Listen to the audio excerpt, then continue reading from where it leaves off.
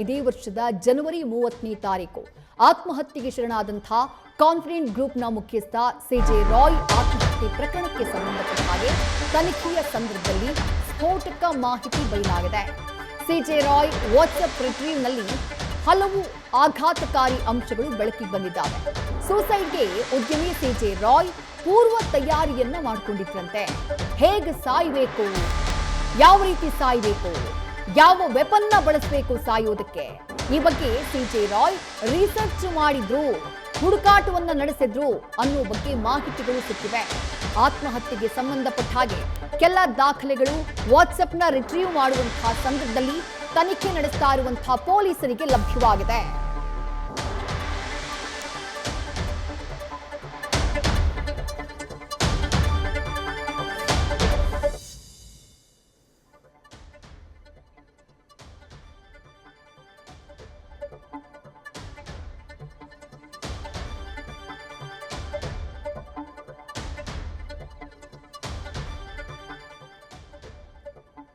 CJ Roy ಆತ್ಮಹತ್ಯೆ ಪ್ರಕರಣ ನಡೆದಿದ್ದು ಜನವರಿ 30ನೇ ತಾರೀಕು. ಇದೇ ವರ್ಷದ ಜನವರಿಯಲ್ಲಿ ಸಿಜೆ ರಾಯ್ ತಮ್ಮ ಕಾನ್ಫಿಡೆಂಟ್ ಗ್ರೂಪ್ನ ಕಚೇರಿಯಲ್ಲೇ ಗುಂಡು ಹಾರಿಸಿಕೊಂಡು ಆತ್ಮಹತ್ಯೆಯನ್ನ ಮಾಡಿಕೊಂಡಿದ್ರು.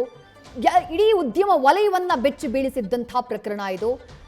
ಈಗ ಪ್ರಕರಣಕ್ಕೆ ಸಂಬಂಧಪಟ್ಟ ಹಾಗೆ ಒಂದಿಷ್ಟು ಮಾಹಿತಿಗಳು ತನಿಖೆಯ ಸಂದರ್ಭದಲ್ಲಿ ಬೆಳಕಿಗೆ ಬಂದಿದ್ದಾವೆ.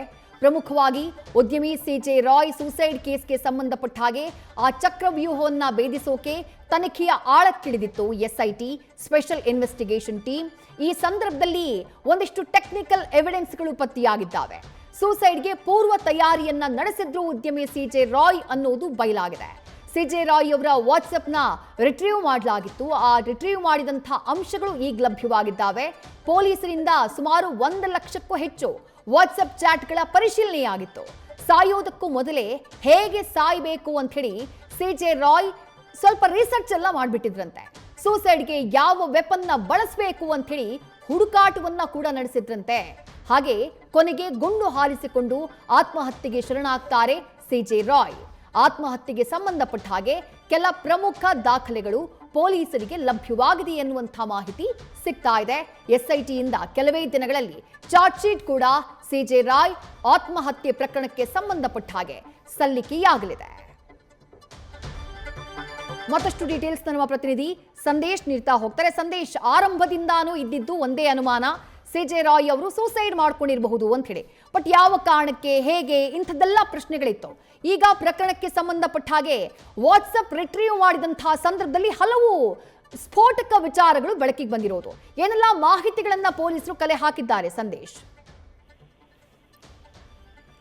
ವಿದ್ಯಶ್ರೀ, ಇಲ್ಲಿ ಪ್ರಮುಖವಾಗಿರುವಂತದ್ದು ಎಸ್ಐಟಿ ಅಧಿಕಾರಿಗಳು ತನಿಖೆ ಸಂದರ್ಭದಲ್ಲಿ ಈಗ ಸ್ಫೋಟಕ ಮಾಹಿತಿಗಳು ಕೂಡ ಲಭ್ಯವಾಗಿದೆ. ಅಂದ್ರೆ ಮಹತ್ವದ ಮಾಹಿತಿ ಕೂಡ ಈಗಾಗಲೇ ಲಭ್ಯವಾಗಿರುವಂತದ್ದು. ಯಾಕಂದ್ರೆ ಈ ಒಂದು ಪ್ರಕರಣವಾದ ಬಳಿಕ ಸಾಕಷ್ಟು ಊಹಾಪೋಹಗಳು ಜೊತೆಗೆ ಶಂಕೆಗಳು ಕೂಡ ವ್ಯಕ್ತವಾಗಿತ್ತು. ಅಂದ್ರೆ ಇದು ಆತ್ಮಹತ್ಯೆಯ ಅಥವಾ ಕೊಲೆಯ ಅನ್ನೋದಕ್ಕೆ ಸಂಬಂಧಪಟ್ಟಂತೆ, ಜೊತೆಗೆ ಇದು ಆತ್ಮಹತ್ಯೆ ಆಗಿದ್ರೆ ಆತ್ಮಹತ್ಯೆಗೆ ಕಾರಣ ಏನು ಅನ್ನೋದಕ್ಕೆ ಸಂಬಂಧಪಟ್ಟಂತೆ ಸಾಕಷ್ಟು ವಿಚಾರಗಳು ಓಡಾಡ್ತಾ ಇದ್ವು. ಆದ್ರೆ ಈಗ ಸದ್ಯ ಎಸ್ಐಟಿ ಅಧಿಕಾರಿಗಳು ಸಿಜೆ ರಾಯ್ ಅವರ ವಾಟ್ಸ್ಆಪ್ ಚಾಟ್ಸ್ ಅನ್ನ ರಿಟ್ರೀವ್ ಮಾಡುವಂತ ಸಂದರ್ಭದಲ್ಲಿ ಸುಮಾರು 1.5 ಲಕ್ಷಕ್ಕೂ ಹೆಚ್ಚಿನ ಚಾಟ್ಸ್ ಅನ್ನ ಈಗ ರಿಟ್ರೀವ್ ಮಾಡಿದ್ದಾರೆ. ಆ ರಿಟ್ರೀವ್ ಮಾಡಿರುವಂತ ಚಾಟ್ಸ್ ಅಲ್ಲಿ ಸಿಜೆ ರಾಯ್ ಅವರು ಪರ್ಸನಲ್ ಆಗಿ, ಅಂದ್ರೆ ತಮ್ಮ ನಂಬರ್ಗೆ ತಾವು ಮೆಸೇಜ್ ಮಾಡ್ಕೊಂಡಿರುವಂತದ್ದು ಕಂಡು ಬಂದಿದೆ. ಅಂದ್ರೆ ನಾನು ಯಾವ ರೀತಿ ಈ ಏನು ಆತ್ಮಹತ್ಯೆಯನ್ನ ಮಾಡ್ಕೋಬೇಕು, ಜೊತೆಗೆ ಯಾವ ವೆಪನ್ ಅನ್ನ ಬಳಸಿ ಆತ್ಮಹತ್ಯೆಯನ್ನ ಮಾಡ್ಕೋಬೇಕು, ಈ ರೀತಿಯಲ್ಲಿ ಸೂಸೈಡ್ ಮಾಡ್ಕೊಳ್ಳೋದಕ್ಕೆ ಅಥವಾ ಆತ್ಮಹತ್ಯೆಯನ್ನ ಮಾಡ್ಕೊಳ್ಳೋದಕ್ಕೆ ಪೂರ್ವ ತಯಾರಿಯನ್ನ ನಡೆಸ್ತಾ ಇರುವಂತದ್ದು, ಅಥವಾ ಪೂರ್ವ ತಯಾರಿ ಹೇಗ್ ಮಾಡ್ಕೋಬೇಕು ಅನ್ನೋದನ್ನ